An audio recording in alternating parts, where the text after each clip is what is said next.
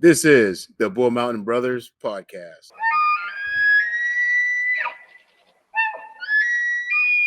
Five, 4, 3, 2, 1. This is the B&B Network, and you're listening to the 5th episode of the Bull Mountain Brothers podcast. What is up? Why do you look so smiley right now? Because we're about to rank movies. No, I'm just kidding. Matt is back in studio. Good to see you.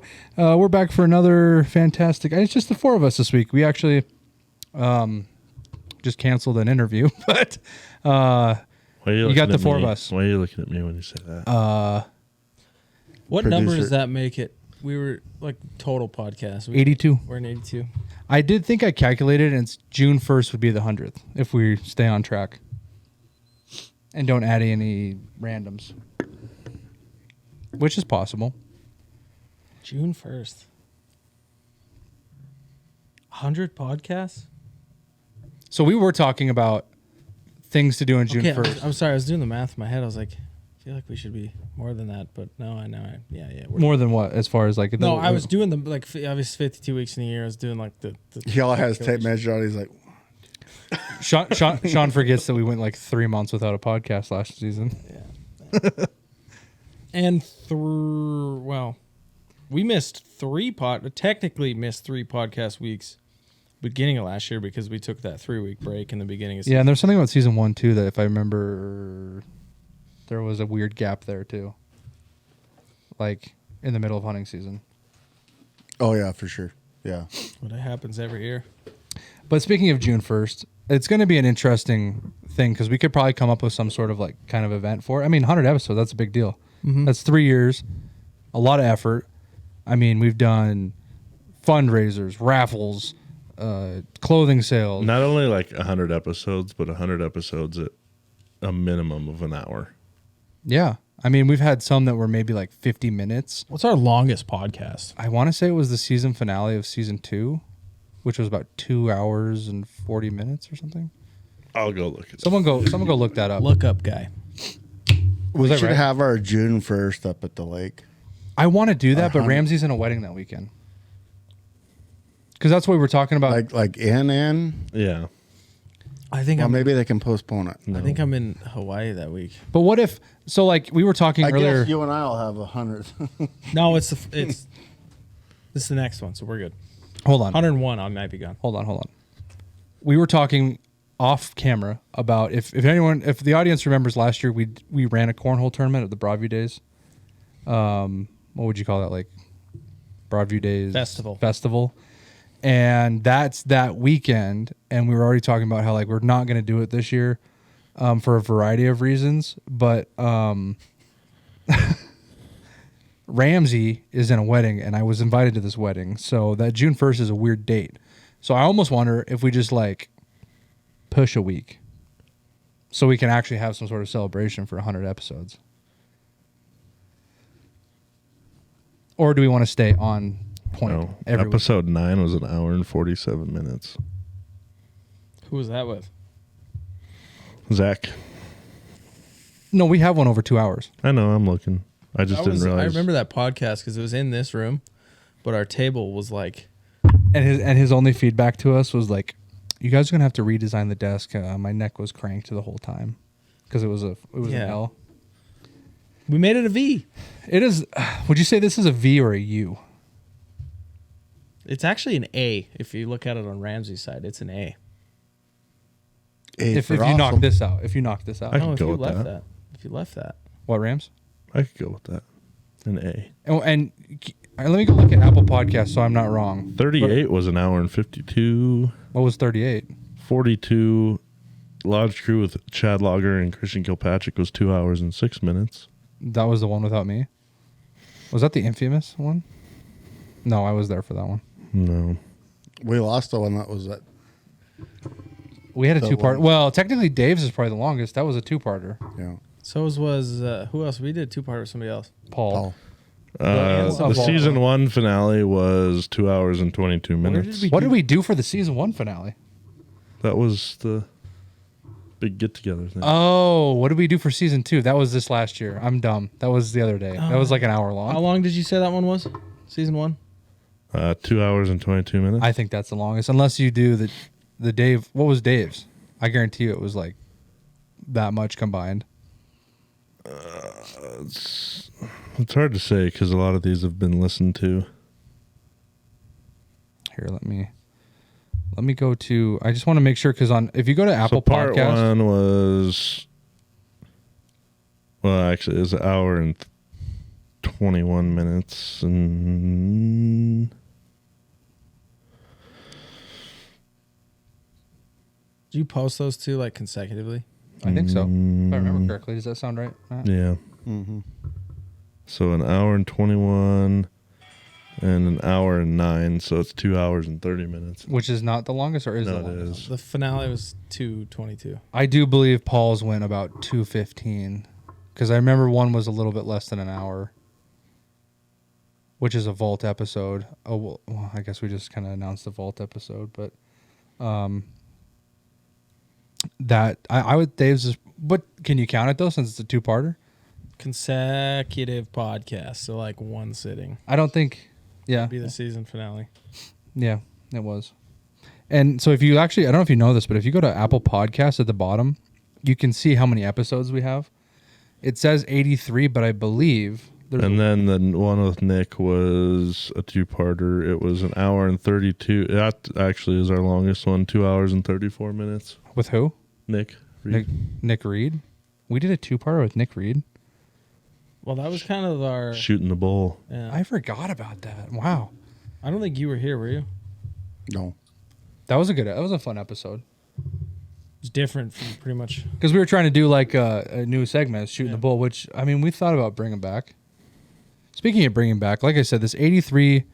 If you look at the 83 podcasts on here, technically there's 82 because there's a Wall Tent Chronicle. Do you ever look back on it and look at like? Have we only posted one Walton Chronicle? I think so. Like it was supposed to be like a big thing that we did, and I think we only did one. Does that sound right, Ramsey? That's correct.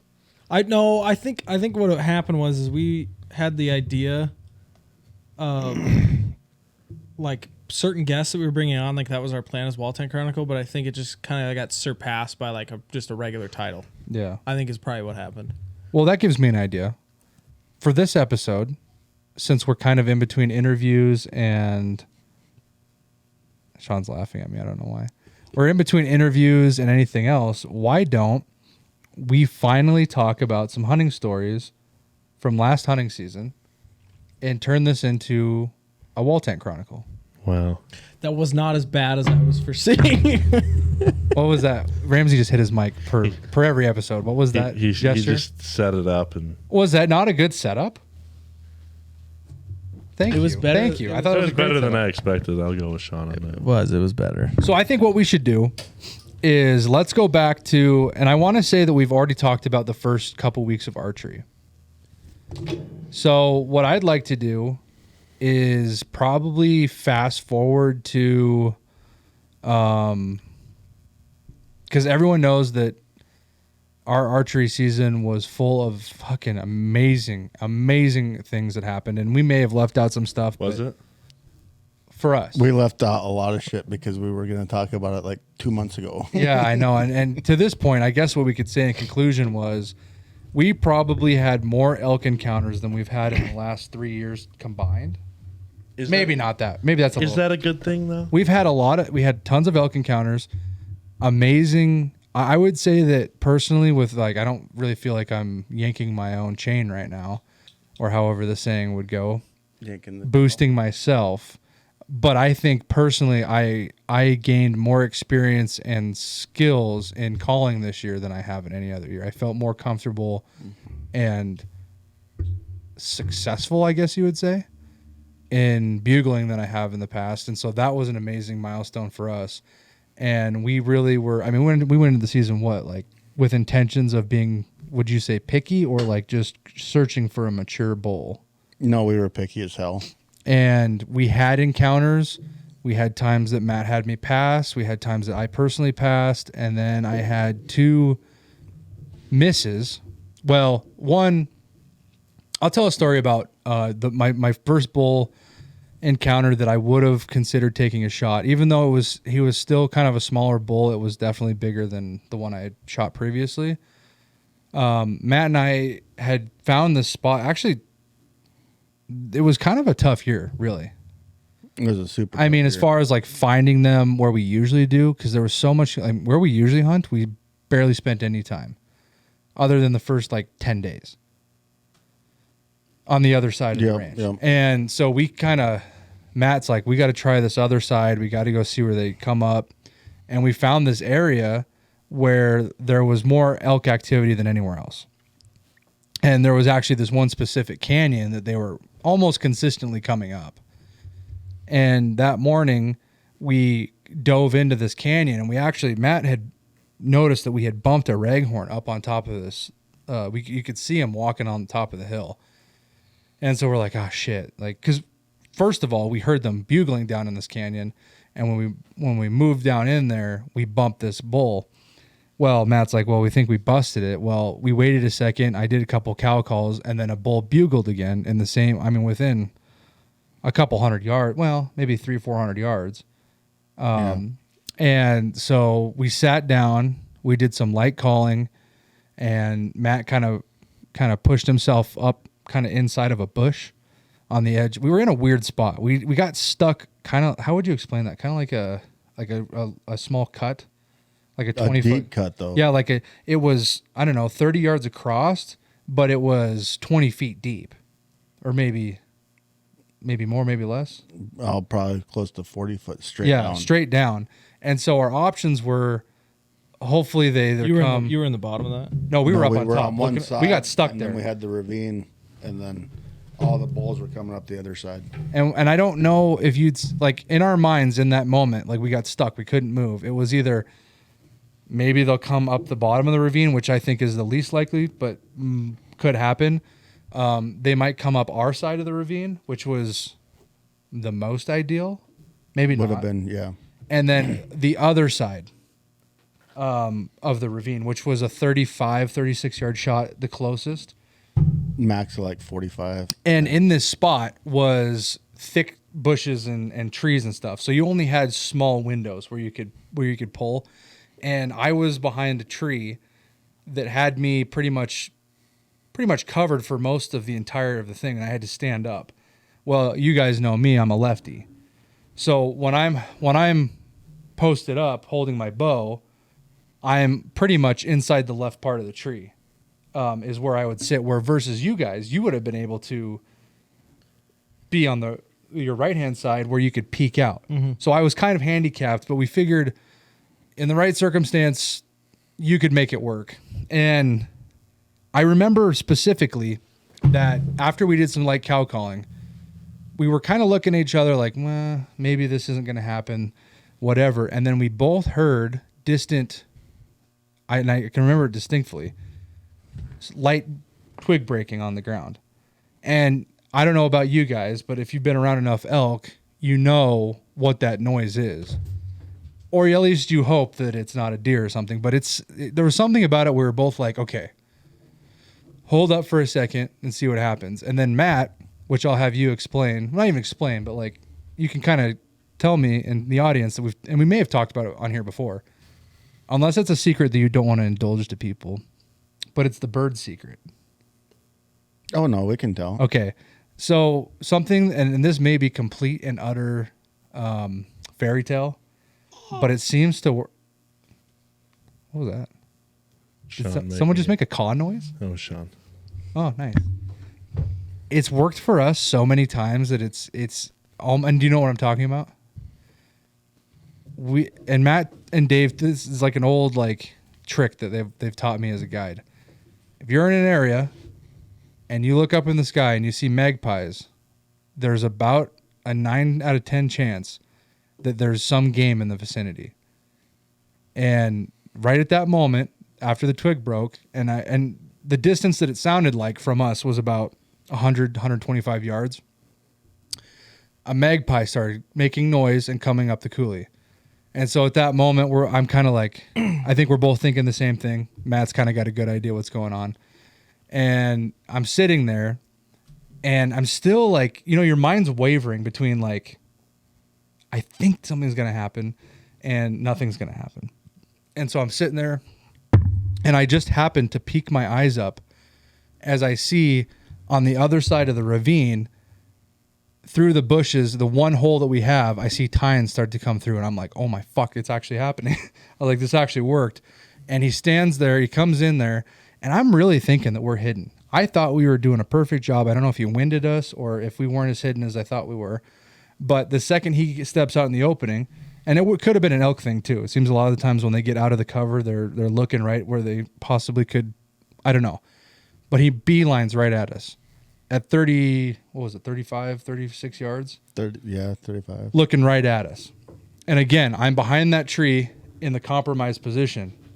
So for me to do some sort of shot, my only option is, and I want to say he was a small 5 or small 6. I can't really remember. But it would have been another trophy for me because I would have been pushing my skills and getting something. I don't know. I try to like get more mature elk every year. Obviously, we're trying to all get the most mature, but I would have been super satisfied. And at this point, I would have been satisfied with any elk. But my only option, because he's already got us pegged, is to see if he's going to hold as I take one step to the right after I draw. And so I draw, nothing happens. I'm like, I'm in a good position. The second I step out, and I'm trying to find that, because he's quartering at me. So I'm trying to peek him over the shoulder. And right as I get to the point where it's like, this might happen, he turns head and breaks through the trees. And that was our first legitimate encounter. I mean, we had so many chases. But we got on him twice. Yeah. And we had so many chances and chases, and we were in elk so many times. It was unbelievable. And I'm talking big elk. Big, if someday if we can relive the footage, we got on to, I'm not going to keep rambling about archery, but I will say we got onto 3 absolute shooter bulls. One of the first times we went into this area. And one of them, Matt is pretty positive, was in that 390, 400 inch range. He was a huge 6x7. It was the one that was on the hillside that went break that 20 yards. Yeah. And we would cow call at him 20 yards in, and he would have been done. Absolutely. And I wish we could he pull was pissed. I mean, he was pawing and raking and we were getting vocalness. I mean, this was 3 weeks into hunting season. We're getting there was 3 or 4 bulls in that one canyon. It was a bull, and we were watching him, but there was elk everywhere just bonkers. And this one bull, Matt called him off the hill probably 13 times. I don't know what he was weary about, but he wouldn't come up to where we were sitting. And Matt tried to film him, and if we can get the film someday, it's probably one of the most hilarious clips you'll ever see. Matt's trying to call, and we get so stoked on bugling elk, it drives a guy crazy. And he's so focused on trying to get this out, because it would have been an accomplishment and a half if we would have shot this bull. It was exciting. It was a big bull. Yeah. And so he's focused on the bull. He gets the camera up, and you can just see it start to try to focus on the bull across the little way here. And right as it's getting kind of blurry and shit, you just hear the camera go, fuck it, and just throws the camera on the ground and shuts it off. And we didn't get on him. We got close a couple times. I mean, that's when it really started, where we realized that, now granted, we had some 3 or 4 or 5 days that we were able to call in elk very well. We were able to communicate. I mean, there was one night where we were talking with 6 or 7 different bulls, one giant herd bull with a broken royal. It was awesome experiences, but most of the season we were locate and chase. And so we put on crazy boot miles. We put on boot miles like you guys would, because we'd have to go 5 or 6 miles locating and chasing, because they weren't very productive in the realm of trying to bring them into you. And I don't know if that was the fact that they were getting so much pressure when they were down on the public land down by the river, or it was too hot again. I mean, it was a hot year again. We spent most of the season above 7. Well, and then we brought clients in, and we hunted them guys. And the client that I had, I hiked back probably 8 times and had them bulls following me, but I couldn't get them to go over the next ridge where the client was. Mm-hmm. But I bet I put 35 miles on that day. And there was just something about, like, they wouldn't commit under like 100 to 200 yards. I don't know what it was. And that's what's really motivated me to get back into trying to lose weight again, because Matt's trying to make a big push for more elk clients this year, which is great. I mean, that's exciting. That's what I want to do. But I think to be very successful in that realm, a guy's got to lose like some good weight and get more fit, because if they act this year like they did last year, you got to be able to sneak in, and you got to be able to hike a shit ton, and you got to be more physically fit. With that client I had, we done 174 miles in 5 days on his watch. Yeah. Just that he walked, not counting the back and forth we had to do. And they were brutal stuff, because it wasn't just like, you're but hiking the bad across. thing is like on the one hunt we were on, if you remember that one, it was one more ridge. They were one more ridge, and we get on them, and if we had had another 30 minutes, well, you were with the one client that night. Yeah. And you could have shot that one. We were in them. I mean, 20 more minutes of daylight would have made or break.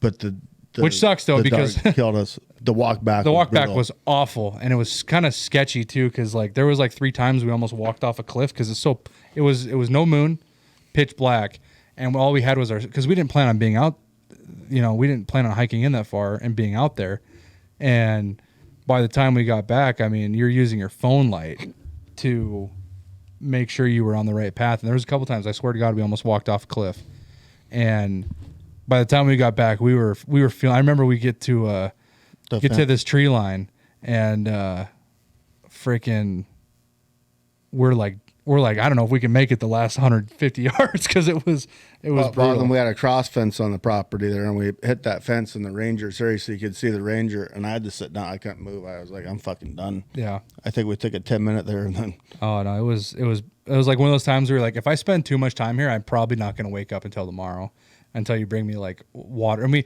that's what we did every single time too. We'd always go, like, we'd get so like intense on like trying to find the elk that we wouldn't bring water or food.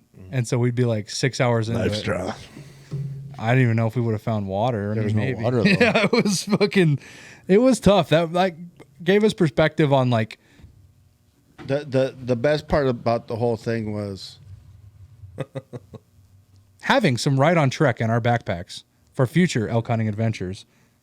If you're looking for a fun, easy, affordable, very tasty way to not get stranded and die like me and Matt almost did, What a segue.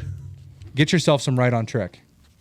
Now, with the one-person meals available. Exactly. 1-person meal here. We have I think we've talked about the chicken Alfredo. You guys were supposed to do me a video twice now. Oh, Ramsey's got one coming in. Sean, that was it. Hit the mic. We've got also this chicken risotto that we want to try. What do you got behind you? You got beef stroganoff and chicken coconut curry. Yeah, let's get these in here. I got to go more this way. Go towards the mat here. All right. I don't know if we've tried any of those 3. We haven't. We've only. Are these part of their new lineup? Do we know? Yeah, because they're the one persons. No, but I mean, Can you read them all to me, Sean? I can't read them backwards. you got broccoli beef stroganoff, cauliflower forest chicken risotto, I want to try that one actually. chicken Alfredo pasta, risotto? and Chicken coconut curry. chickenette. the one that I've really been wanting to try. Did I just say chickenette? Chickenette. Coconut. Chicken nut curry. Is the General Tao's. Have you seen that one? It's like a rice one. That one looks really General good. See, Those. here's what I'll say about this though: is I've had in the past, there are competitors, any type of like Thai or like Asian style, gross. Really? So I'm very curious to try theirs and see how that rates. I wonder if it's because like a spicy sauce. I think it's because of the cumin, the amount of cumin that is in those, and who knows? I mean, this one would be the one that has the ingredients. Wasn't curry like an Indian dish? Yes. It is. Yeah, which should have spice in it. Do they have? I think you're right. We don't have it like an. I think a Thai. curry is usually spicy, right? Yeah. Or some sort of spice, a heavy spice. And if it's not spicy enough, you can always go with some old hell yeah seasoning. What a great segue. That was. Segue. Everyone met segue. With Bear the Voice 3 on TikTok, on his TikTok shop, you can order yourself a bottle. All right, there you Of go. old There's hell a yeah nice- there's a seasoning. nice- This stuff is great on everything. And we actually have a salsa coming out with this same seasoning inside the salsa. Yeah, we talk about the collab of 2024, which is, I mean, better than like, Beyonce and Rihanna. peanut butter and jelly. We have Bull Mountain Brothers and Oh Hell Yeah Seasoning coming out with the High Country Salsa. So be ready for that. And Michael Jordan would even say, "This is oh hell yeah."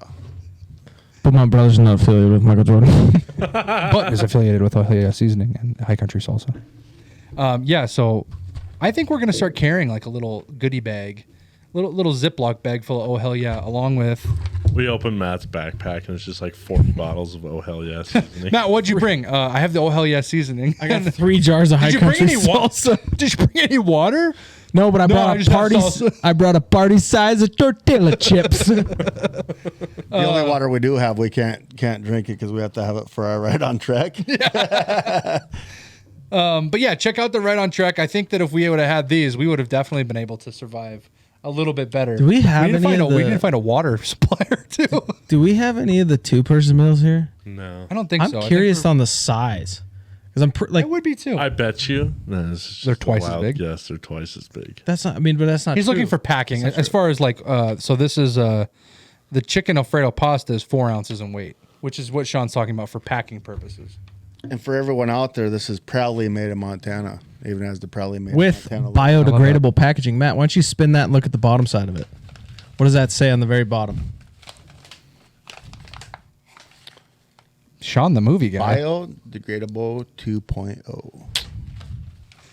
Not that we suggest throwing it on the ground, but No. you sure could bury it. In Or- the or case, burn it. things happen. Things happen, though. You know how it is when you're out backpacking, hiking. Hat's all crooked. Things can happen. You get in a rush, you grab your stuff out of your pack, all of a sudden your leftovers are on the ground, and 2 months later it's gone. Yeah. And Smokey's happy, And you can feel good about it. and the Earth's happy. So look at this. I mean, next year we're That going was to a have... solid play on words, and nobody's gonna. I mean, come on. Next Nobody's week gonna- in our pack. Yeah! Thank you, Sean. Next week in our packs, next year, next season. This year. And I don't know why we didn't last season. this year. Because I think Matt and I were leaving it Well, up. well, the problem was the ones we had, and then we ran out. Yeah. So now we're fully stocked. We will be fully stocked by then too, because our friend Steve is going to keep us hooked up. So make sure if you're hunting with the Bull Mountain Brothers, you're going to be hunting with Right on Trek, as well as possible Ziploc bags full. One more time fast. 3 times fast. 3 times fast. What the fuck is a Ziploc? And reads. That's going to be our There we go. We just came Yeah, up with a yeah. new product, Ziploc. A Copyrighted. Ziploc is what we're going to make our ride on trek in. Ooh, yeah, we got to keep that on the down low there, Matthew. Trademark. We are affiliated with that. So yeah, check those 2 out. That's a fun ad read. I bet our producer wasn't ready for any of that. Jet bags. Oh my God, stop it. Someone's going to Jetters. steal our idea. You know what I've Jitters. always wondered, The jitterbag. and this might be a conversation that we need to have with Steve. I hope he's okay with us bringing him up on the podcast. I don't think he cares. What, like, breakfast wise, have you ever seen, like, even their competitors or anybody ever just do, like, a straight up, like, bacon and egg? Like, I'm not talking like a scramble deal, just like straight up you could do bacon and eggs. I've seen egg before, I think. Ramsey looked at it. I've never seen egg. I don't know I if think I I've have. seen egg. I think I've seen this egg scramble, like you just said, like an egg. Or is it like an omelet in a bag? Yeah, I think so. Omelet in a bag. But like, yeah. I want and, to. and then we can have the little salsa packets to go with the bag. That would be good. That would be solid. So Steve, did you- just throwing it out there? Let's work on some packets for some salsa. I will say, I had some for the first time. Some oh hell yeah on some eggs. I didn't know how much to put, you know.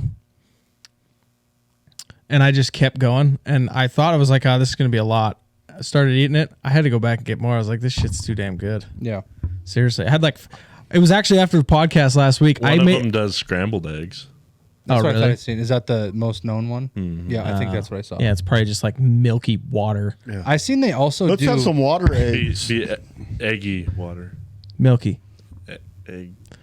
Eggs. What came first, chicken or the you egg? guys like scrambled eggs that much, anyways? Now, I do. Do you guys don't ever either. take boiled eggs with you, honey? my favorite way to eat eggs is hard boiled eggs. Yeah, that's what I'm doing. Like, meal like prepping my right dad, now. when we used to trap, he used to always have like hard boiled eggs in a little bag, I believe. Yeah. I believe he still does that. It's an easy 90 calories. and then he always had like 17 little packets of salt, and he put all 17 on one egg. on one egg. Yeah. Electrolytes, baby. And one pepper. Pepper's optional for him. I've noticed in the last couple of years, I'm starting to drift more and more away from scrambled eggs. I don't like them really anymore. Eggs are too much for me anymore. Fried Oh, no, eggs are really those good. eggs we Over had easy. at camp with that salsa was Those are fried eggs, so that's fucking fried egg. You cannot beat a dunk. Oh, no, Okay, fried okay, eggs, but good. is there like when you say like a sunny side or like over easy? No, it can't. The white has to be done. The yellow can be runny, but the Right. white shit, you can't have So in any the- runny white shit in So in that case, do you call it a fried egg or do you call it sunny side up? fried because I use oil. I prefer It's got to be crispy on a that. fried egg is 100% my favorite way to eat an egg. The best eggs on the Omelets. planet is the ones they omelets. Omelets, but do you consider That's a omelet scramble. That's Do you definitely consider an scrambled eggs. omelet to be part of the egg conversation? It's Yeah. its own separate No. deal. No, That's scrambled eggs. it's not. That's scrambled eggs. That's like saying in meatballs a and a tortilla. meatloaf are in the same category. It's a scrambled. Yeah, it's a scrambled meatballs are pancake. just little meatloaf. It's not eggs. That's not a way to cook an egg. An omelet is not a way to cook an egg. Oh yeah. Yeah, exactly. Thank you. Your ways to cook an egg: hard boiled, scrambled. The ways that you crack them open. Over easy, over hard, sunny side up. Yes, fried. I do like a poached egg though. All the way, I don't know if I've Yahweh. ever had a poached egg. Eggs Benedict. That is a meal. That is not a way to make an egg. It's poached. Yeah, but it's a poached egg. It's not eggs Benedict isn't a way to make an egg. It's Thank a, you. a poached like- egg is a way to make an egg. Just yes. like an omelet is a form of Yeah. scrambled, but Yeah. it's not a way you make an egg. No. Oh yeah. No. Ram, Agreed did you to guys not hear this this meatloaf fucking thing we were just talking about while you No. guys were talking? I was trying to say that it's the same thing as the difference between a meatball and a meatloaf as scrambled and omelet. And he just tried to tell me that meatballs are just mini meatloafs. No, they're not. I disagree with that full-heartedly. They're cooked completely differently. Can we get our resident chef on this, I was please? just saying it to be funny, but I mean, if you took a water, technically if you it took could be. if you took a melon baller to a meatloaf, it would be fucking meatballs. Okay, No, because it's different ingredients in a fucking meatloaf than in a meatball. What's in it? maybe in yours. What's the difference? Well, your meatloaf, you got your meatloaf seasoning with just the meatball. You might have like salt and pepper and shit in there and garlic, but it's just the ball with some onion. 90% of the time, the dry seasoning you put in a meatloaf isn't what's giving it taste. It's the mixture of the, call it batter, if you will, to create the log of fucking meat. That's the difference right Guys, there. a meatloaf though is a superior food, correct? I had some I good love meatloaf at camp this year. Guys, I'd like to introduce you. I just found a recipe for a meatloaf that has mashed potatoes on top of it and cheese and bacon. Okay, tell me what you guys think of this. I tried this. Made this several months ago. Meatloaf lasagna. What is the components of a meatloaf lasagna? So Do you use meatloaf flats instead of pasta? no. So what happens is you can either cook the meatloaf separately and then make up your own lasagna, obviously with your noodle and all that stuff. But I just did it all at once, and it turned out phenomenal. Basically, you just make up a meatloaf, and then you incorporate it into your layers of a lasagna. It was So instead of like ground sausage or cheese, Yeah. it's meatloaf. it was pretty I'd good. I'd eat that. It was pretty good.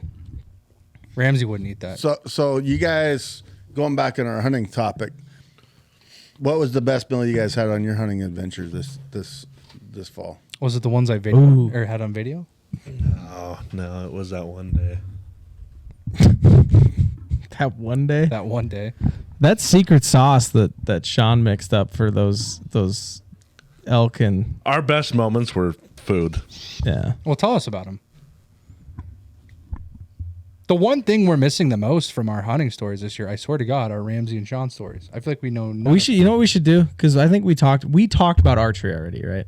No, No, because we canceled it because we were gonna talk later about our hunting adventures. We didn't talk anything about archery. I don't think we did because you guys, the only hunting we talked about was Matt and I's opening weekend and possibly the second weekend because you were at a wedding or something. You didn't open. Didn't you guys not hunt opening? I weekend? didn't. He did. I didn't. Oh, I'm sorry. There was something else going on. Him and Chadley did. yeah. So I think that's the only thing we've talked about is you and Chad's hunt. I swear we talked about the encounter that we had up on top where Oh, we might have talked I think about where that you we ran were. into I was it. bugling that bull in for him. I'm Yeah, pretty sure yeah, we did other talk. people. And then there Yeah. was like 8 cows or something like that you guys tried to run after that were in the meadow. No, you got that. I think that's like 9 stories tied into one. I really do think Okay, so. well, start us out. Start talking about your food. Answer Matt's Our question, best day was the day that we were in the rain all day. which was what? Explain the I story. wasn't there Yeah, you were. in the rain. Do you not remember sitting on that logging road, wringing our boot soles out? Oh, we weren't in. Okay, it rained in the morning a little. That was the same morning with that bull, though. Did we not tell that story? I don't think so. It was the same day. That was the exact. It was Enlighten literally the us, same please. day. Retell it then if you think you've said it. Go ahead, start it out. You go ahead.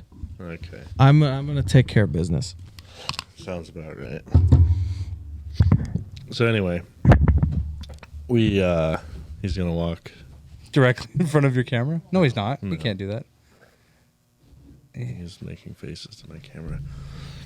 But Ramsey, your camera's too bright, dog. this is dim as the light goes. Okay, anyways, we're keeping interrupting your stories. This is Oh, dim Sean's as gonna. go. Oh, maybe not. Oh, there. That looks so much better. So I have this area, right, that I like to go because I always have marginal Success. success seeing stuff in there. Oh, every time when you're in the Bob Marshall area. Yeah. Well, I just Anyways, tell your story. So we're, Tell your story. Tell your sorry. so we're walking in, and it's just absolutely wet. Are you rocking a meat eater shirt right now, by the way? No, I think you are. maybe. Anyways, you're walking through. Walking down this road, and I will say there is some difficulties hunting with 4 people. Archery hunting specifically. Archery hunting. So we're walking in, and I'm in the lead, and I'm walking, and the smell hits me. You know the smell. Oh, yeah, the musk. Is it So must or musk? Musk. And so I stop, and I look around, and I'm listening, and it's just as quiet as could be. I mean, no sound whatsoever. And I'm like, oh, I don't hear anything. It's been about 30, 45 seconds. Take 4 steps, bull starts crashing through the trees. And immediately Sean starts cow calling at him. And it was crazy because you could like hear him stop. I mean, it went from just going through the trees, and Sean starts cow calling and he stops. I'm like, all right, you 3 need to go up the hill and get out of sight, and I'm going to sit down on this road where he's not going to be able to see me. And I think, what do you think, Sean? Probably 15, 20 minutes we sat there and called back and forth with that bull. Well, there was a couple other issues that were going on with people I won't mention. That Do you have some novice with you? yeah, it kind of made it really difficult for a little bit there. But basically, what happened was he would do. You could hear him brush the trees. It was all new growth, so like you couldn't see. I mean, it was new growth to, they're 8 feet tall, 10 feet tall, new growth, pines. Pine trees. Yeah. So you can't see him, but you can hear him. And you would just hear like he was running the same path. So I would call, he would stop, I'd call again, and he would come running towards us, stop, but you couldn't see him. He did that for about 15 minutes, right? And you... I want to hear your story so bad, but Close the door! our audience, all they're going to hear is Ramsey sing. Oh, my God. All right, Sean, I'm sorry. I kept laughing right at Sean's face. I couldn't stop. I interrupted his story. Oh, look who it is. That's why there's... Sean pees 14 times an episode, and I've never had that problem happen again, ever. Because Sean's civilized. You guys didn't hear me, did you? No. Well, somebody doesn't know how to use a fucking door. Anyway, I was trying to listen to the story. Keep telling the story, Sean. he wasn't even switched to me, was he, while I was telling that? Yeah, Was it he? was. Oh, okay. No, you were on there. Anyway, so he just kept basically doing that, and I would call, he would bugle back, and he never really gave me that like, I want to come and see what you are and I'm like here to party square up type deal. He never like gave me that call, so I was just kind of mimicking what he was doing, and then I started slowly trying to get into all right, buddy, like let's party a little bit here. And as I'm doing that, I would call and I'd stop and I'd move up the hill, because I was thinking at this point, I'm like, I'm completely covered in trees, and if I move slow enough, he's not going to hear me. We had the right wind. And I said, if I could get to an opening, I might be able to actually see him, because I'd be, 500 yards above him almost. I mean, it'd be a long climb, but I'm like, that was, going through my head. So like as I'm doing that, I'll call and I keep moving up, and then I'll stop and I'll call and we'll hear him, and I'll turn down and I'll look at Ramsey, and he's looking one way because he can like basically, if I had to guess, that bull was probably 90 yards max in front of him, just in these thick trees. And so I keep looking at him because I can hear, but it's the valley's obviously like could give me an echo and stuff, so I can't exactly pinpoint where he is, but I can look at him and see what direction he's looking, because he can actually hear him. He's on flat ground with him. So I'm looking at him. He's looking this way. So then I start looking this way. I pull my binos up. He'll call. I call again. We just did that for, I bet you it was the better part of 30 minutes. And it was right at, literally moments into first light that encounter started. And so, or I guess shooting light. And so we did that for about half an hour. And then he finally, we heard him cut off, and then we went down, we split up, we followed kind of where we thought he went. Actually found a new meadow, which is pretty cool. Saw his tracks went through, definitely had a couple cows with him. And then they basically, you know how it is up there. You could run flat for 500 yards and all of a sudden you're just down this nasty drainage. Mm-hmm. And so he did that, and that was kind of the beginning of the day, because that was by far the best day we had all archery season. Except for opening day, which we talked about. Which where you and Chad had me one and Chad come had right a into your bull lap. come right into like 80 yards. But right. But what did we do after that? Did we go sit the big meadow? No, we bypassed that, because remember, those who will not be named were supposed to go to a different spot. Oh, yeah. And so I tell these guys, I said, okay, if you hear 3 cow calls in a row, that's me. That's where we met him. That's me, right? I'm just gonna go 3. I said, because I don't like, clearly these guys. I don't know if you've heard how cows mew up there or call at all. It's kind of crazy. They'll go 12 times in a row, like really fast. And so I told him, I was like, 3 times and stop is me, and that's how we're gonna find each other, because we split up. The only time I heard that where we're at this year was when we got busted. Mm-hmm. That's how they called all. Because we didn't hear cows until later that day, but right. But that would have been like the 3rd or 4th weekend of archery. We didn't hear cows before that ever. But so I told him that, and there must have been a miscommunication somehow, and which is probably not the best idea. That the 2 guys that have spent the most time up there out of the group that was with us, we probably should have sent at least one of us with them. But anyway, they went to a different spot. Took a while to actually meet back up with them, and then that's when we decided to drop down in the hellacious not even valley that we always do. So for ease of access, we're like, well, let's follow this logging road, because it comes out to a big ravine, which is a ravine that... Is this the same logging road me and you and Cody walked? Yes and no. Okay. Way Same further area. down. Same area, though. Yeah. So we decided, we're like, well, because we came up it the weekend before. And we went down in it the weekend before and came out of it, and it was terrible. Yeah, we came up it. Yeah. And that was our plan. We're like, if we drop down in it, we're not coming back up it, because it is. Yeah, it's terrible. It's horrible. So we get to this point, and it's kind of like it comes off the logging road, but it goes off into a giant canyon. And we're just kind of sitting there BSing, and the whole hillside just turns into like what dreams are made of. Just Both sides of the valley. both sides of this canyon just echoing with bulls. And so we're like, well, let's just hillside, this one side. Well, this was before. I'm not to interrupt you here, but this was the funniest. No, run with it. This was the funniest part about it all because we're sitting on this road because you know how you hit that lull period and you're like, you got to decide where you're gonna go. Right. We were doing that, and when that happened, I remember I was sitting there like a little kid with my feet off the cliff, just kicking them around, just kind of just listening. I was probably eating like a granola bar or something, and we hear that go off, and I remember I just turned and looked at Ramsey, and I just like looked down and looked back at him, and I was like, oh no, we're going down in here, aren't we?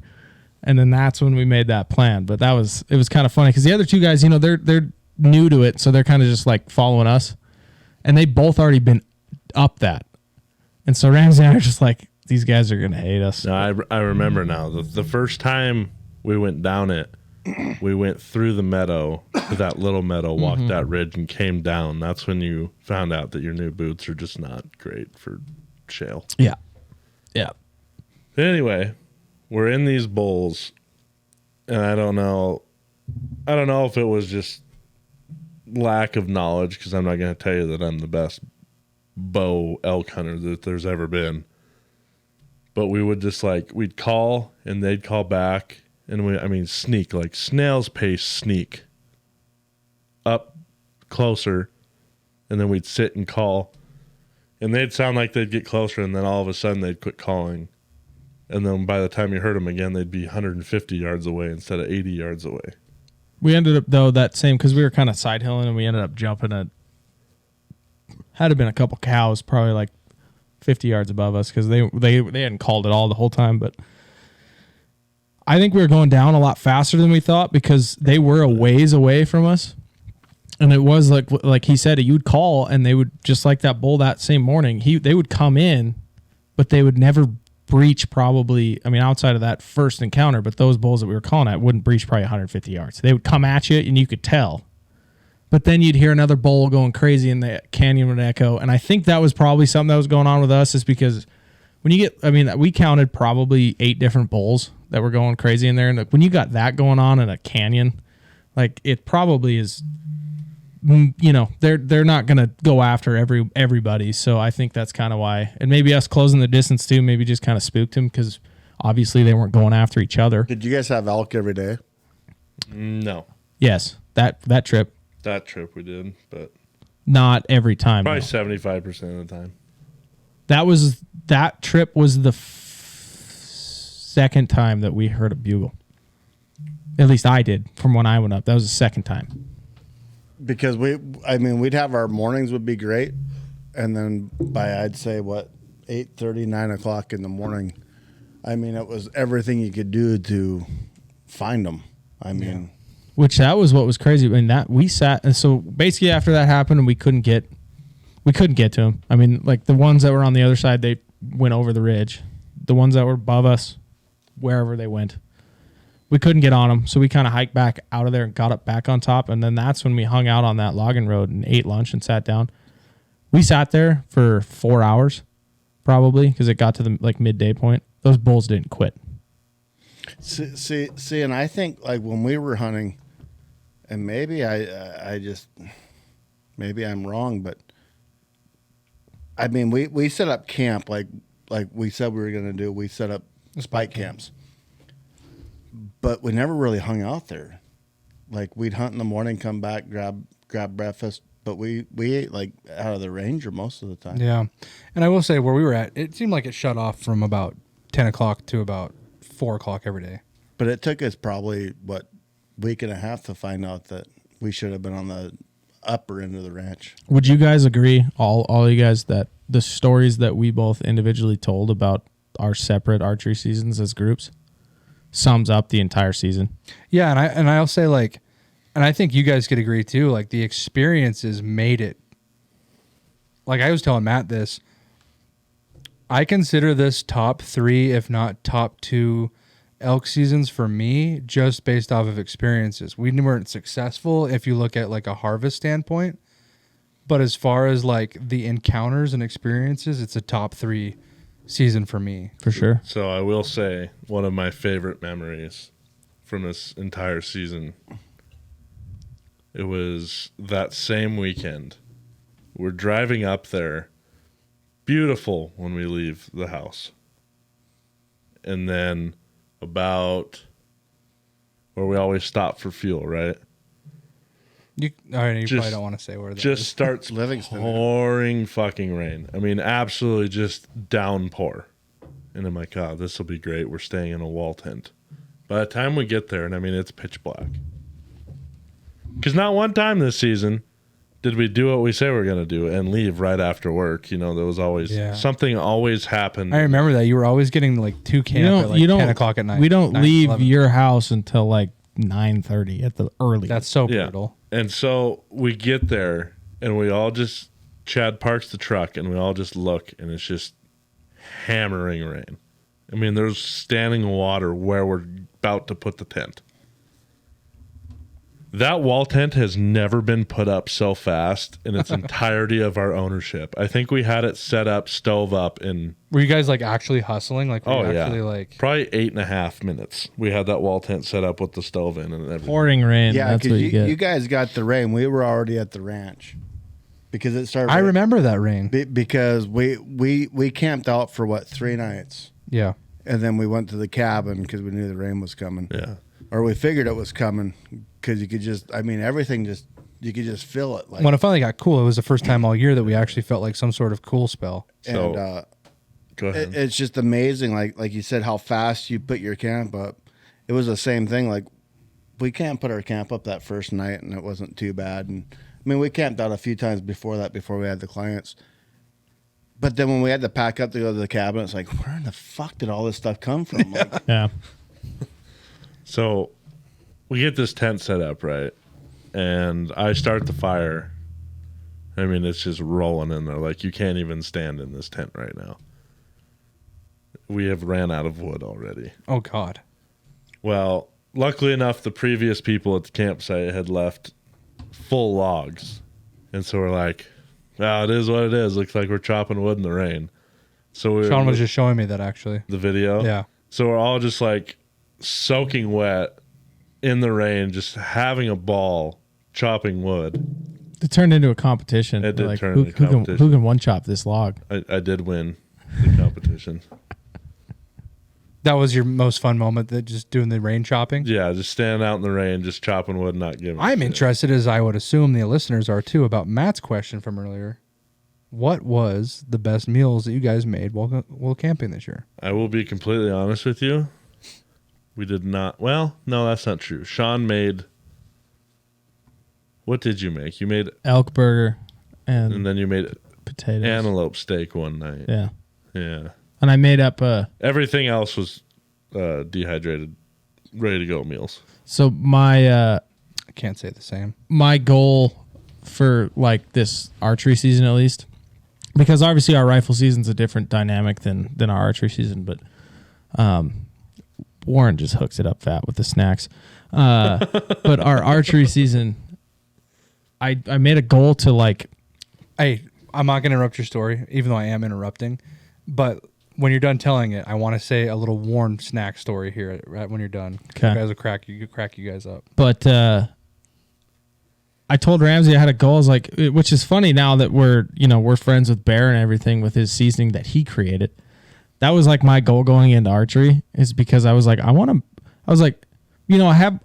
used a ton of seasonings before. I was like, yeah, they're there's some that are great, there's some that are good. I was like, how about I just try and make my own? And that's what I was telling Bear when he was on, was about like, I made my own seasoning and stuff. And I like basically every time we would go, I would just tell Ramsey, I was like, I got a new concoction, we got to try it. And that's what we did. It was always with like elk burger and potatoes and onions and stuff like that. And I would just, have an old, like I told Bear, an old bottle of seasoning that I'd used up, and I'd keep it and just mix it up. And I do know I have a video that I posted on TikTok of you cooking, which is fun. You were using the wood stove with a cast iron pan. yeah, Yep. that's what we always do. Every time we to wall cook, tent it, that's what we do. To cook what I believe was ground something. Yeah, it was, yep. Well, and I think whether you're eating dehydrated meals or right on track, I honestly think that big meal at the end of the night can make a shit day into a good day. It's a morale having booster. Good warm meal. Well, and then the word that we always use on the podcast, the but the camaraderie of like the guys like just sitting in the wall tent, you know, while they're just bullshitting and one guy's just stirring the meat every so often on the wood stove. It's always a good time. Yeah. It's quite the aesthetic. Because I don't think we'd done breakfast at all at our camp. I think we pretty much completely annexed breakfast. I mean, there was some mornings where we'd eat like a leftover maybe from dinner before, but we never specifically went out and made breakfast. Because it was just like we want to be hunting during this Did time. we ever do brunch? We might have done an early lunch, but the one thing I do These guys remember are using some pretty big the one thing I terms. do remember Bougie words. that sets this season apart from any other season is we hunted from the time we got up to the time we went to bed. Oh fuck! Every And- time we went to bed, you fucking hurt so bad. I want you Like, to. I I'm want not you to saying tell nothing you guys your. don't already I want know, you to but- tell your Warren's snack story because I have something that I actually we've not talked about yet, and I really want to bring this up for the Okay. wall tank. So I actually, for the first time this year, made it out ice fishing last weekend. And it was me, my girlfriend, and my dad. And we went to basically scout out. We're doing a tournament this weekend. And we went out to scout and just see how it was. Well, per usual, the wind was blowing 80 miles an hour. And I woke up late. So we only got like 3 hours of fishing. I mean, it was late. Like, I got there after the prime fishing hour. And at that point, I was like, we kind of gave up after like 3 hours. But we get there, and you're gonna be like, yep, classic Warren. I getting everybody set up on the lines, and because it's Abby's first time, and Dad's still kind of learning, and so I got everybody set up, the holes drilled, and Dad leaves. Right, well, there was a pressure ridge we were fishing close to, so I got 12 inches of ice, but I was like, let's not bring the ATV out here. It's literally like 60 yards to the shore. Yeah. And so I'm comfortable walking. I mean, we were within like 20 feet of it. I didn't get too close, but like everything I drilled was 12 inches. And so I said, let's just leave the ATV on the bank because we don't need it. And so Dad just disappears. And all of a sudden you hear the ATV turn on. And it's just his little 2020. Well, it's not little, but it's a basic 2020 570 SP Polaris. And it's just running and running and running. I'm like, what are you doing? He's like, I'm warming up. I made some breakfast burritos. I'm like, what are you talking about? This guy, if you're familiar with Brought the crock pot. He brought the crock. if you're familiar with Polaris ATVs and side by sides, since I can remember, and I'm sure All the EFIs. yeah, basically all. There was carbureted ones that had. Yeah, there was. Some of the 2003, 2004 models had 12-volt plugins on them. I'm pretty sure 600s and 700s. because they could have ran. EFIs. They ran them through. We'll have this conversation later, but I'm not going to argue with you. But and I'm sure Can-Am's, Hondas, all of them. After a certain year, they had 12-volt cigarette lighters in them, or what we used to call them growing up, cigarette lighter. But they're a 12-volt plug-in. And Dad has one of those things like you have, the little lunchbox? the little lunchbox that heats up, and so Phenomenal. he's got the ATV running on the bank for about 30 minutes while he heats up all of our breakfast burritos. But just a classic Warren story I thought I had to throw at you. Yeah, that's They it. sell those at the gas station in White Sulphur. The one that we've been using had a mishap in the Ranger, Oh yeah. and it basically the heat box in it had tilted over because it fell over, and It came unglued. So it's actually just like a little plate that sticks to the bottom. yeah, It came unglued and the box had tipped over in the back of the Ranger and it melted through the side of it.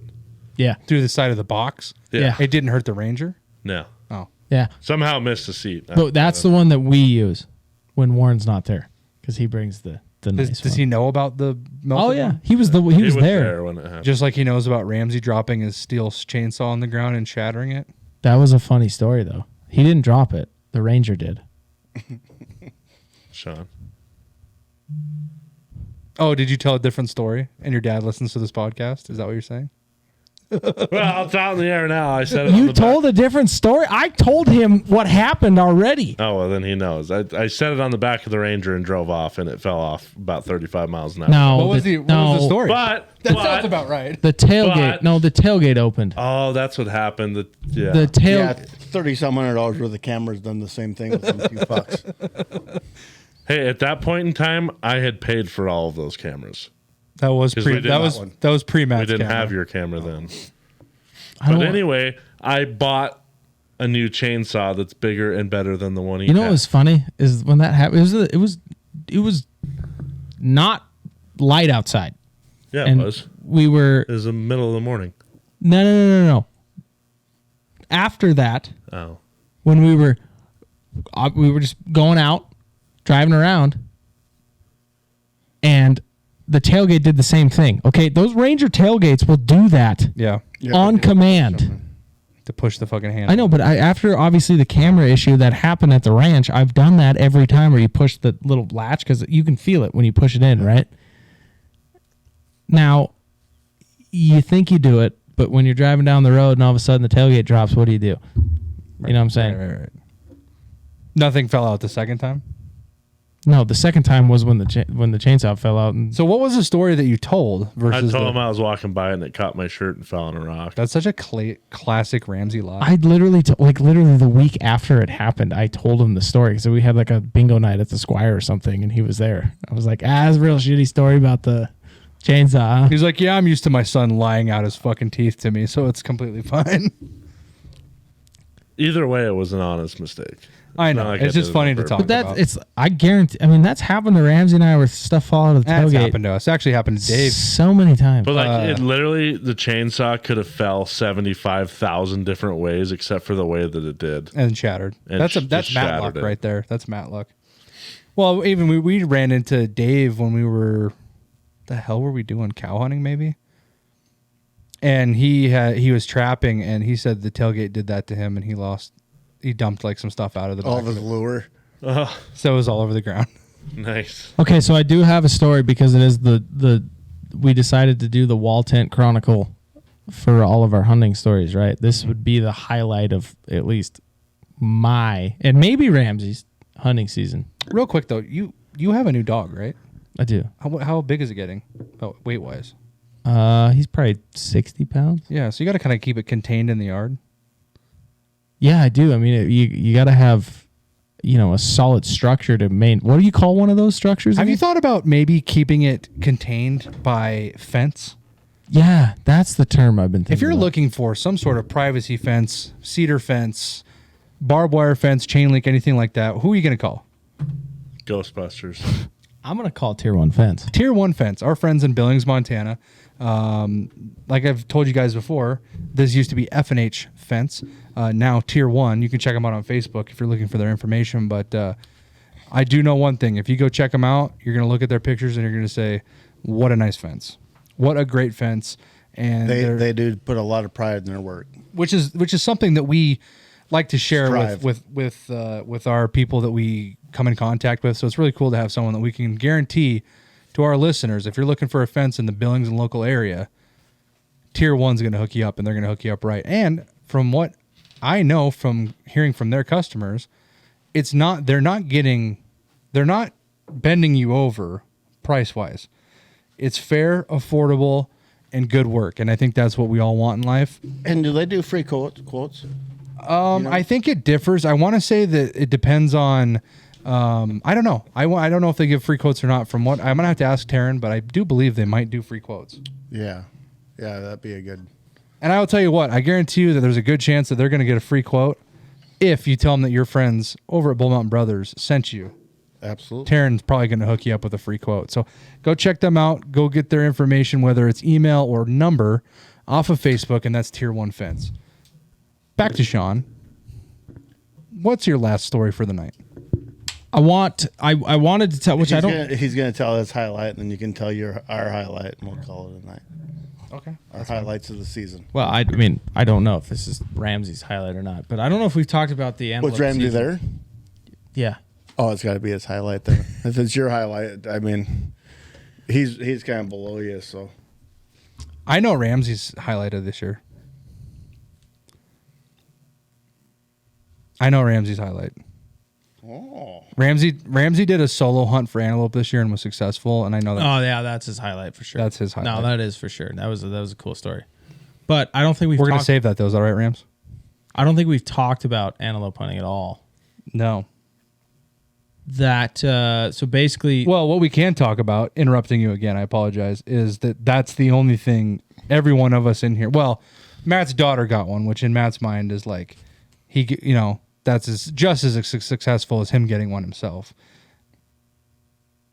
Oh, beyond, especially what she got. Yeah, exactly. We'll tell that story. So the hunter group, I guess you would say, we were all successful in antelope and only antelope. Mm-hmm. So that was a little preface, but anyways, your story. Did you say breakfast? Preference. Tacos. Preface. I meant preface. Taco burrito. All right, Sean, take it away. Anyway, I will say that Oh, I got to interrupt you real quick. antelope story was a pretty cool antelope situation that had happened. Why doesn't Ramsey tell it as an outside looking in? Not really. Of your story? Yeah, mine. That was kind No, of. that's all you, dude. Are you sure? Yeah. Okay, but you got to come in because I'm I'll probably gonna help. leave stuff I'll out. help. But so basically, So anyway, no. just tell it. Just tell it. No. Just do it. I'll tell this part. So for like 2 weeks leading up to antelope season, me and Sean were just back and forth. On Because you where- guys gave up on archery elk pretty early. You guys were done. exclusively gave up on archery elk Yeah. for antelope hunting. But we kept going back and forth. We even talked on the phone the night before and we're like, where do we go first? Because the property that we have, I'm not going to sugarcoat it, is a phenomenal antelope property. We have several, really. The one we hunted on, though, is like in the last 5 to 6 years, been undeniably some of the best antelope hunting that I've been on. But anyway, there's a lower portion and there's an upper portion. It's split by a big rim. And Sean's like, I think we should go down below because that's where the antelope, almost exclusively the bigger antelope, are always down below. And so we're driving in the morning. This is opening morning. It's dark because we're like, we need to get out in the dark. And Sean's still on the team, let's go down below. And just randomly, I'm just like, nope, we're going to take the first road. And I took a right. What an asshole. It was a good call. I'm like, no, he's like, I've had good luck in this spot. I just Well, wanna- also, I had it's done- a spot that we can, no. I had done some archery antelope hunting. No. Out there, and I had told you that I had been seeing a 15, 16-inch buck in the middle of the field out there. No. Yes, I have. No, you told us that it was down below. you No, did. I saw two different No, ones. you told me that the only shooter buck that you saw on that property was down below. Okay, Correct. Are That's you what you also are you told me. going to disagree with me that the biggest one that I saw when I was out there, which was an actual bona fide stud, That I saw it, But I saw it before you saw it. but it was the stud of the property. Am I wrong? No. No. It No. was- Leading up to this, yes. Yes. Okay. Yes. Up Yes. to this point, yes. Yes. Which is why I took Sean up top.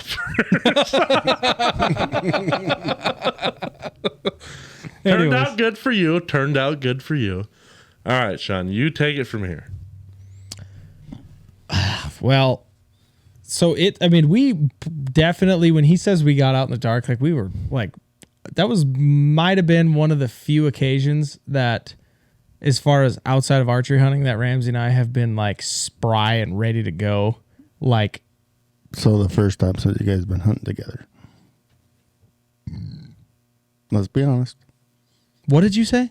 The first time since you guys been hunting together, you were spry and got out there on time, still in the dark. Yeah. Well, maybe. I don't know. No, we don't have to wait for Chumley. We're always on time. Yeah. I mean, you know, most of the time. But anyway, we got out there a little early.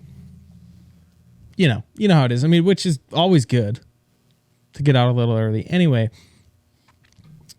Ramsey makes his audible to take that road, and we're going. And I mean, you've seen them roads. It's kind of like this, you know. You can see it. You can't see. You can see. You can't see.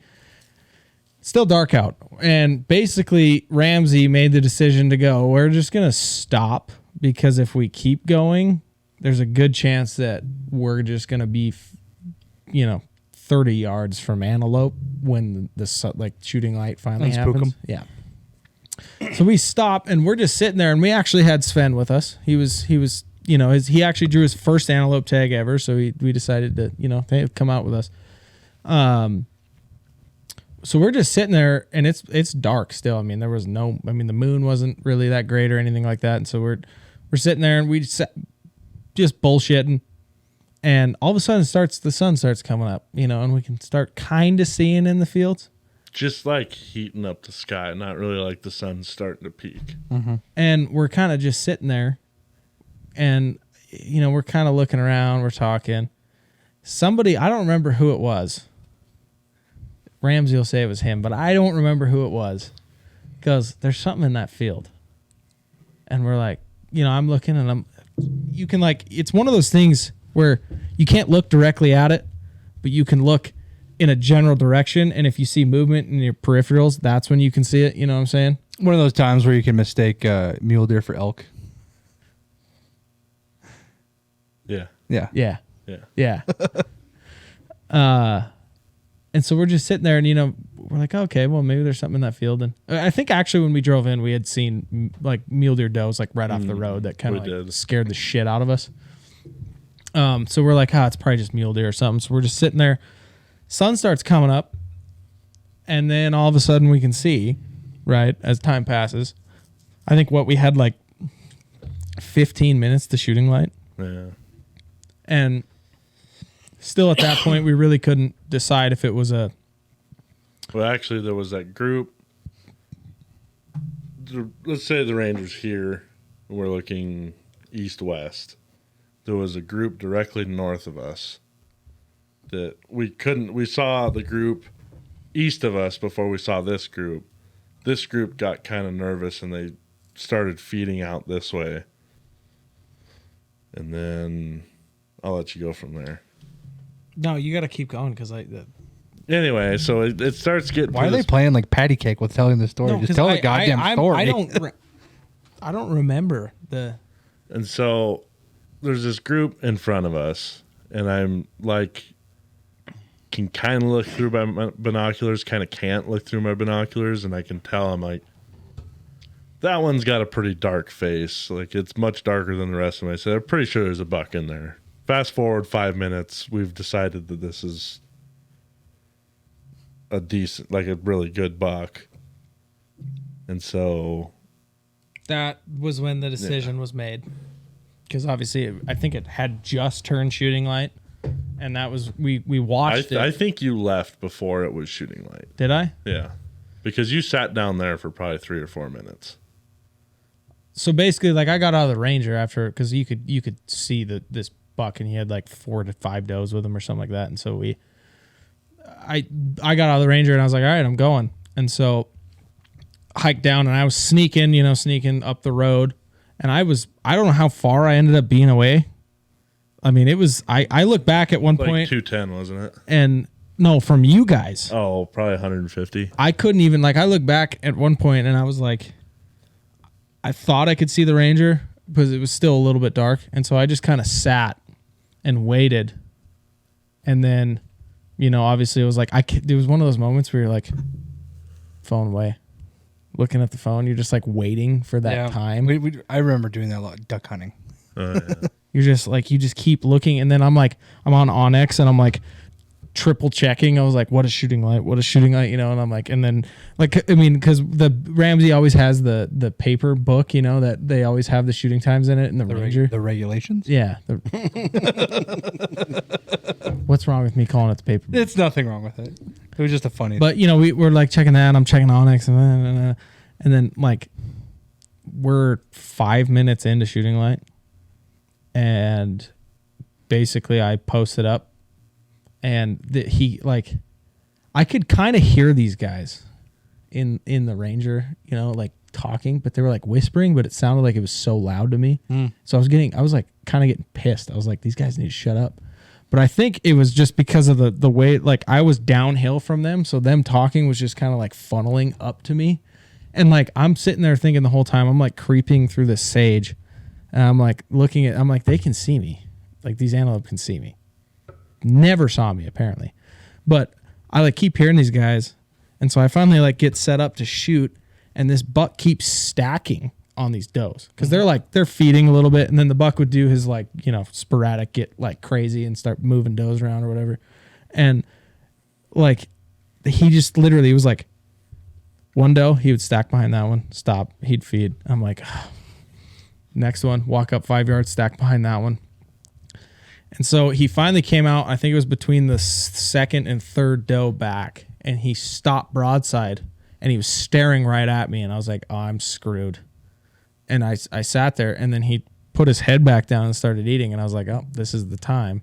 So I sat on there, and I basically had been watching him only in my scope do all of this, and I finally moved over, and he just stopped, and I shoot, and my instant reaction, right, you put one right back in, and as I shoot, I pull my scope back up, and I'm looking, and the does are running off, and I'm like, oh shit, I missed him, because I'm like counting in my scope, and I'm like 1, 2, 3, 4, 5, and I see 6, and I'm like, what the hell?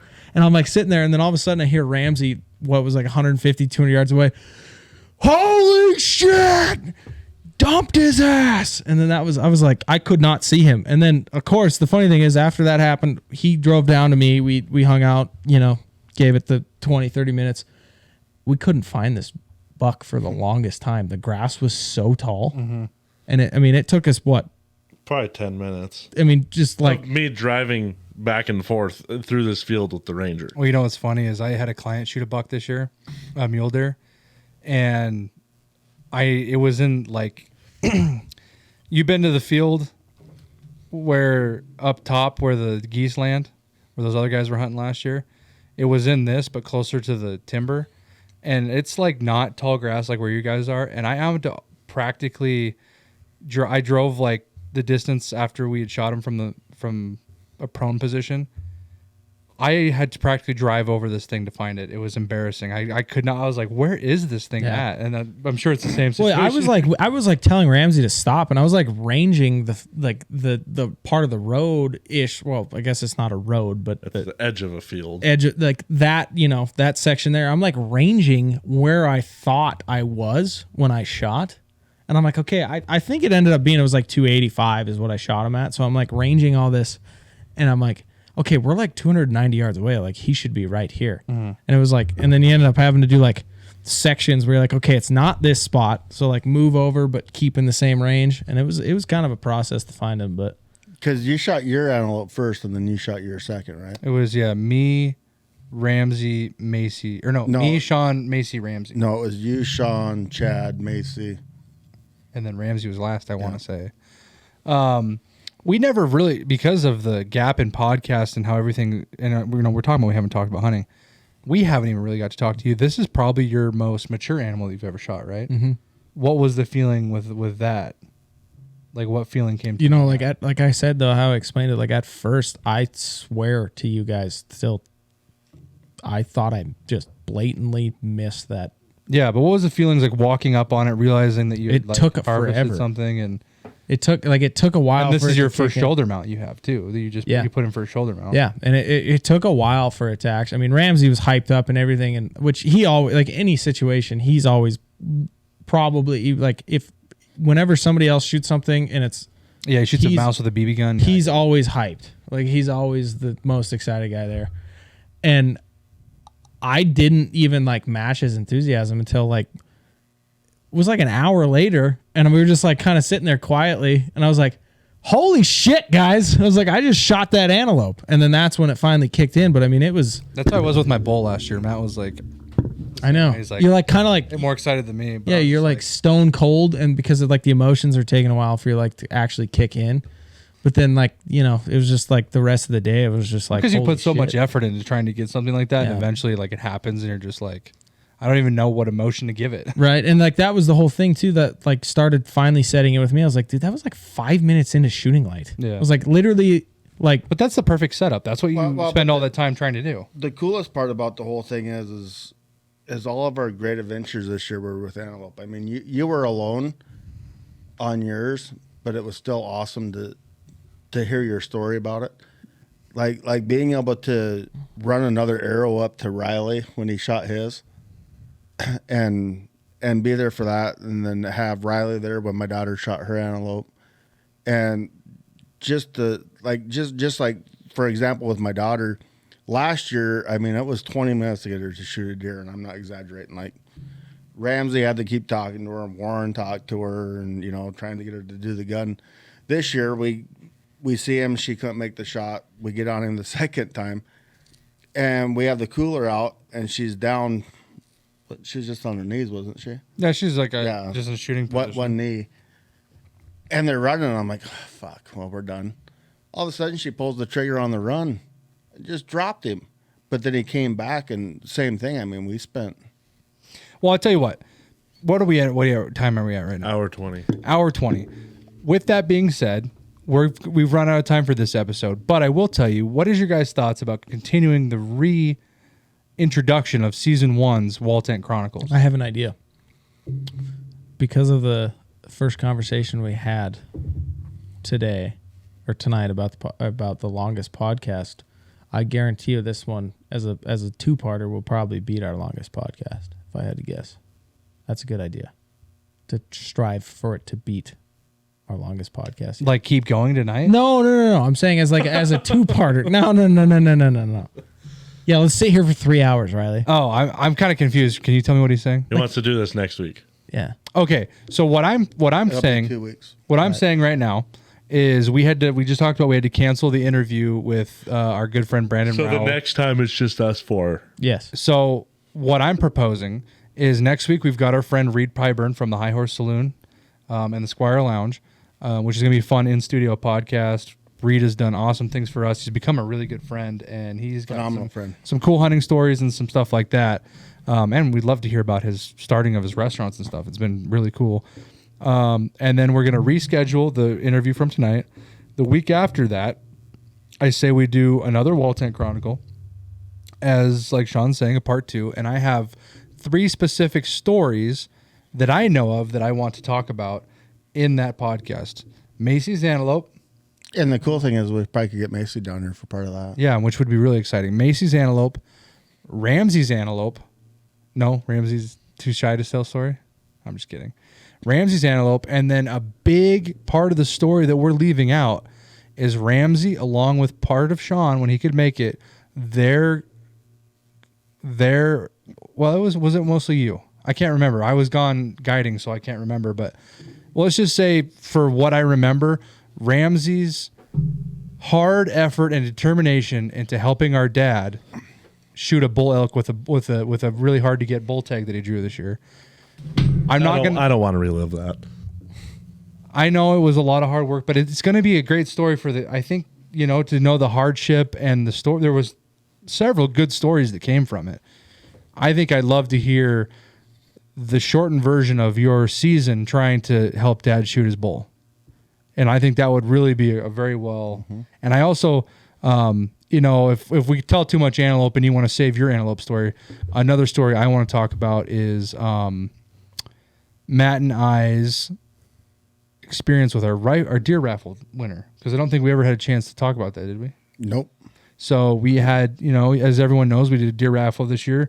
We had a winner and we took them out, and it was probably, if Matt's going to talk about, our best moment of the season, that was a top 3, if not one of the best. I mean, Matt and I ourselves, without even hunting, that morning we were by ourselves and we had an amazing experience, and we weren't even hunting. Basically, we saw some amazing animals, and it was a great story. So I want to save that for then.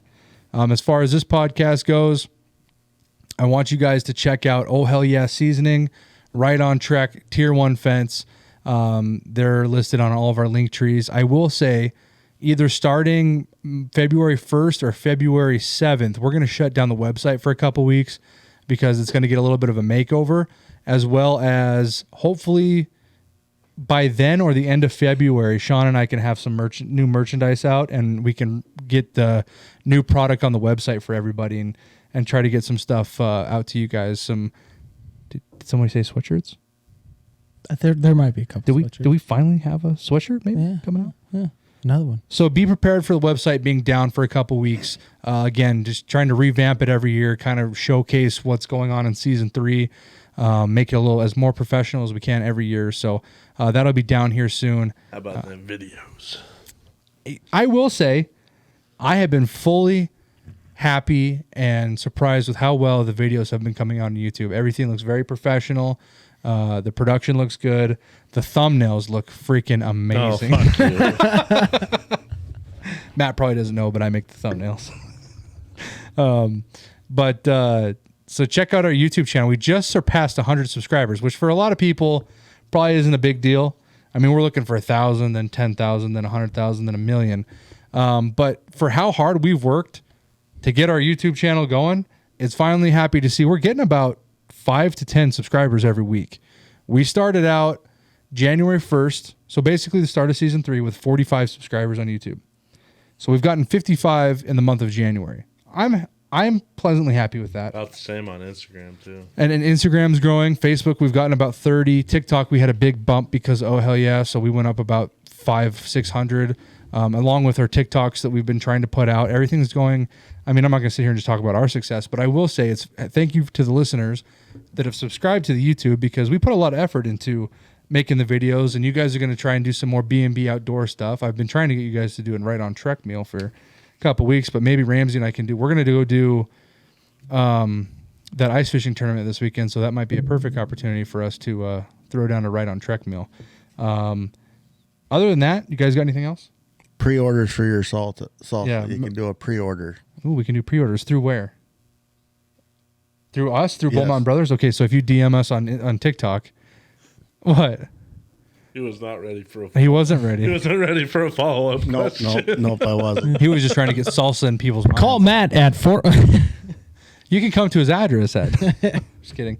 Get ready for that high country salsa. Downstairs window is accessible. Yeah. We've talked about it a little bit on these podcasts, but the taste of the salsa is, some would say, salsa made the right way. It is. So Is that a slogan already? I made that slogan. I started making a website. You made that? Is that okay? Actually, it's not exactly that. It was like salsa made the way it was supposed to, or something like that. I got to go Okay. back. Okay. I sent you a picture. Matt will know. Yeah. Keep talking for a minute. We'll keep postponing the conclusion. With the phone trying to look stuff up. What does it say here? Yeah, salsa, comma, made the right way. Nice grammar. Thank you. I try. I'm usually Comma. pretty illiterate, so I'm gonna change the trying to Salsa, SALSSA is how I spelled it. Salasa. Molasses. But thanks as always for joining us on the Bull Mountain Brothers podcast. We're going to take off for now. Join us with that interview next week. And as always, see you on the next one. See ya. Catch you on the next one. Catch ya. I say see ya. Goodbye. Later. As always, catch you on the next one. Thanks for listening to another episode of Bull Mountain Brothers. Hey, if you're looking for more Bull Mountain Brothers, be sure to follow us on TikTok and Instagram at Bull_Mountain_Brothers and Facebook and YouTube at Bull Mountain Brothers. Also, don't forget to check out our B&B store at bullmountainbrothers.com, where you can find some super sweet deals on some seasonal merchandise and outdoor gear.